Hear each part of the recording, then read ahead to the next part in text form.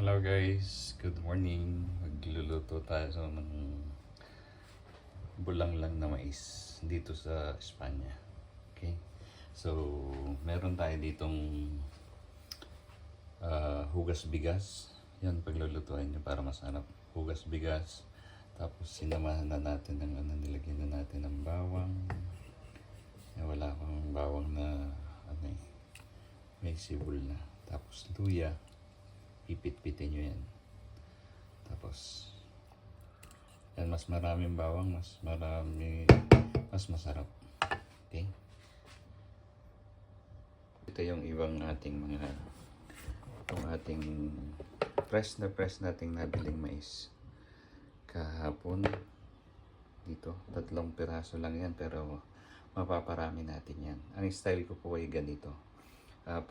Yung 3 lang busel na ganito, yung 3 puso na ganito, ang gawin nyo, hindi yayadyadin ninyo. Pag nayadyad nyo, kagaya nitong ating gagawin, yan. Ito niyayadyad po namin ng ganito, style sa bukid. Yan. Tapos pagka yung nasa inyo na yung pagkakayadyad na manipis, saka natin kakayodin ng kutsilyo. Ganyan. Yan, para makuha nyo yung atay ng mais. Yan. Ganun lang ang gagawin nyo. Yan, tapos na. Pagka natin, tapos ang gagawin natin dito is ipipinir natin para mas pino. Yan. Ayan na siya. Mayadyad ng kutsilyo. Okay? Tapos ito naman yung ating garlic na malunggay. Ito, spinakas. Yan. Yung ating ilalaw. Tapos para makuha natin ng maraming gata, gagawin natin, pipinir natin. Talagyan natin ang konting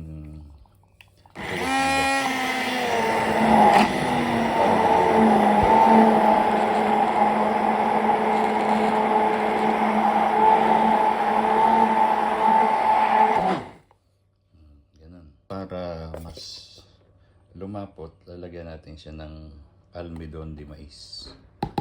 Yan. Kasi yung natin is sweet corn. Yan.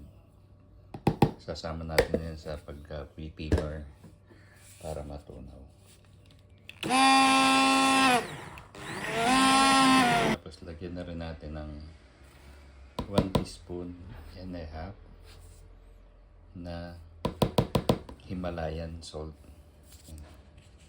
Himalayan salt. Himalayan. Para yung niya is magsama-sama, mag-incorporate. Okay? And i-on na natin yung ating bitro tudo para maluto na yung hugas bigas. May pimenta, luya at saka bawang. Yan lang, napakasimple ng ating ingredients dito. Tapos 2 litrong hugas bigas. Yan guys, huwag nyo pababayaan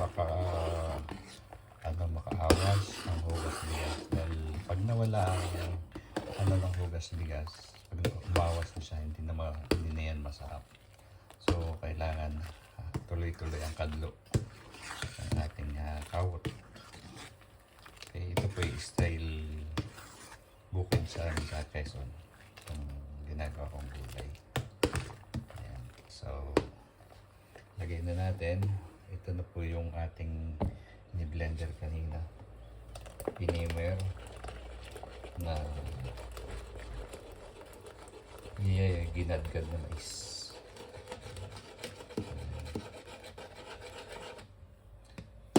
Yan. Ito siya agad oh. Diba?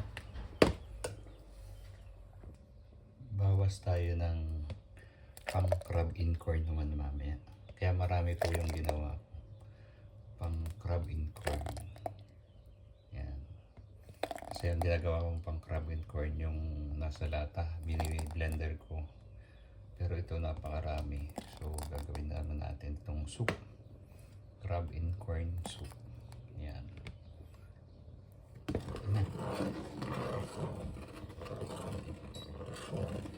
Para yung ano yun is yung natural flavor ng mais is andoon.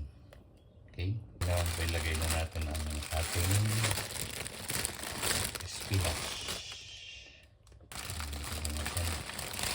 Ito po yung pang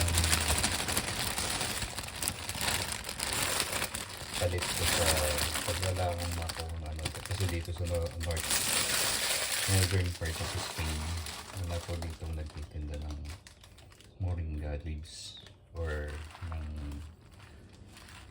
malunggay o dahon sili. So, ang ginagamit po namin dito is itong spinach. At very healthy rin po naman to. Yan. Luto na po agad dyan. Dali namang maluto ang mais at saka yung ano, yung spinach.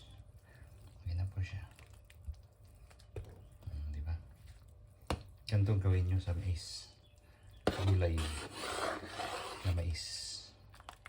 Para lumapot, lagyan nyo cornstarch or almidon de mais. Kung ano meron kang kayo bansa doon. And ilagay ko yung ano, ingredient dyan sa ating pantalla. Okay? So, yan na po ang ating finished product. Gulay na mais with spinach. Thank you for watching. God bless. Yan po ang masarap na ulam nito is yung pritong hawot or pritong isda, yung fresh. Ayan, so tapos ito bulang lang na mais with spinach or moringa leaves or they call it malunggay. Okay?